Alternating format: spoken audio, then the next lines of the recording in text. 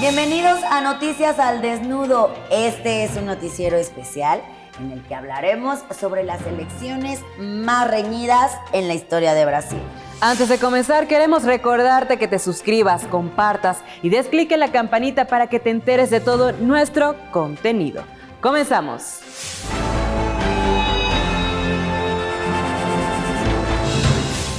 En la segunda vuelta electoral más peleada desde el regreso a la democracia y a los 77 años de edad, el exmandatario Luiz Inácio Lula da Silva se convirtió en el primer presidente electo para un tercer mandato en Brasil, mientras que Jair Bolsonaro en el primer presidente que intenta la reelección y no la consigue. Con más de 60 millones de votos, Lula batió su propio récord de 2006 y es el candidato más votado en la historia del país. Aún así, la diferencia fue mínima e incluso menor de lo que pronosticaban las encuestas. 50.9% para Lula y 49.1% para su adversario. Luiz Inácio Lula da Silva fue presidente de Brasil entre 2003 y 2011, pero antes de llegar al Palacio de Planalto, su vida tuvo varios capítulos difíciles. Lula nació en Pernambuco el 27 de octubre de 1945. A los 11 años se mudó con su familia a Sao Paulo, donde se establecieron. Es el séptimo de 8 hijos, 5 hombres y 3 mujeres. En realidad, los hermanos fueron 12, pero 4 murieron prematuramente. Limpiabotas, mozo de tintorería y recadero de talleres y fábricas del cinturón industrial paulista eran algunos de los trabajos que Lula tenía al mismo tiempo que estudiaba la primaria. Ahí es donde Lula aprendió qué es el trabajo, forjó su carácter y su amor por el pueblo. La humildad ha sido pieza clave en su éxito.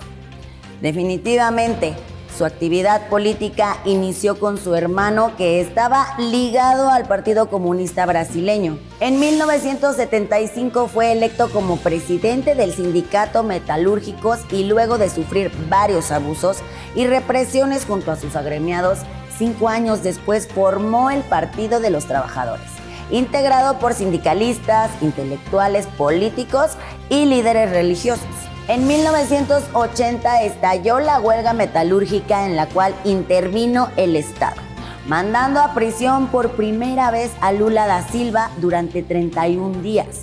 2 años después, su partido tenía presencia en todo el país. Su fortaleza y perseverancia fortalecieron y permitieron que en 1986 obtuviera un cargo como diputado federal y en el 89 su primera candidatura presidencial.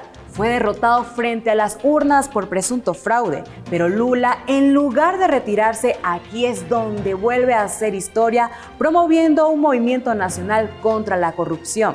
En 1994 vuelve a contender a la presidencia y esta vez frente al candidato Fernando Henrique Cardoso, misma que perdió. Durante este tiempo, su presencia entre la clase obrera y campesina creció notoriamente, siendo que el 85% de los más de 170,000 afiliados al Partido de los Trabajadores confiaron en Lula da Silva para representarlos en las elecciones, y gracias a un escándalo internacional de corrupción bautizado como Dossier Caimán, Lula da Silva gana la presidencia en 2002 con 53 millones de votos.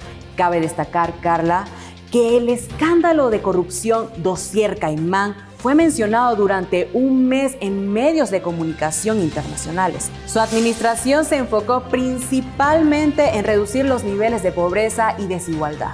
Fue reelecto en 2006 y, de acuerdo con el Programa de Naciones Unidas para el Desarrollo, solo entre ese año y el siguiente, la pobreza en Brasil se redujo un 11%. Un 11% es un avance significativo. Asimismo, durante su mandato, Brasil se convirtió en la 7ª potencia global. Llevó la Copa del Mundo de Fútbol de la FIFA y las Olimpiadas del 2016, teniendo un 90% de aprobación del pueblo brasileño. Se dio el poder en 2011 a Dilma Rousseff, también de Partido de los Trabajadores. En 2016, Dilma fue destituida de su cargo, acusada de encubrimiento de desvío de recursos. Fue sustituida por Michel Temer, quien encabezó una persecución por corrupción contra Lula da Silva, justo un año antes de las elecciones del 2018. Por esta razón, Lula fue inhabilitado para contender nuevamente la presidencia, dejando el camino libre para que el ultraderechista Jair Bolsonaro llegara a la presidencia en 2019. Fue condenado a 2 años y 11 meses de prisión por acusaciones sin pruebas. Después de 580 días de estar en prisión, el 8 de noviembre del 2019, un juez determinó que su juicio estuvo amañado con la intención de impedirle regresar a la política de su país, motivo por el que fue liberado.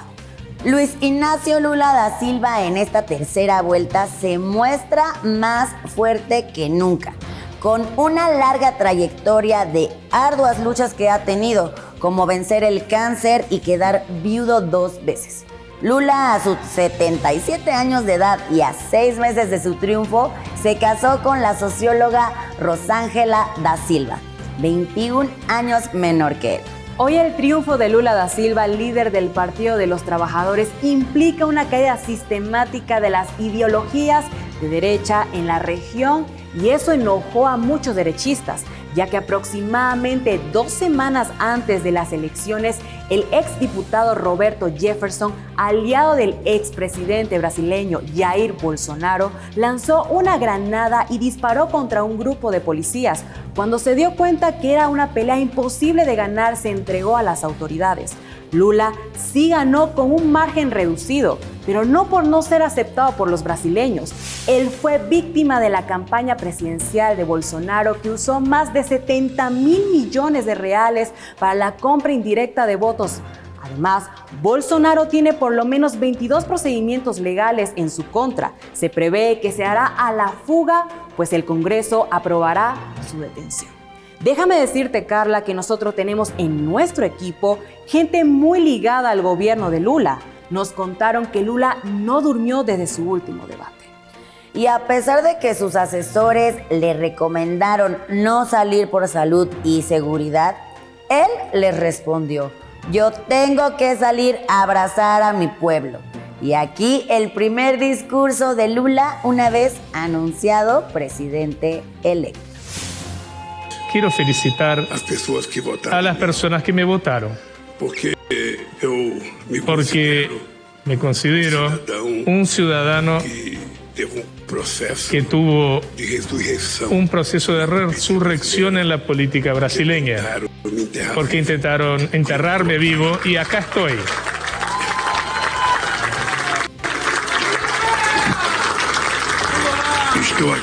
Acá estoy para gobernar a este país. Tenemos el deber de asegurar que todo brasileño pueda desayunar, almorzar y cenar todos los días. Este será nuevamente el compromiso número 1 de mi gobierno. El éxito de Lula se debe a su gran trabajo, humildad, dedicación y pasión por ayudar a su país.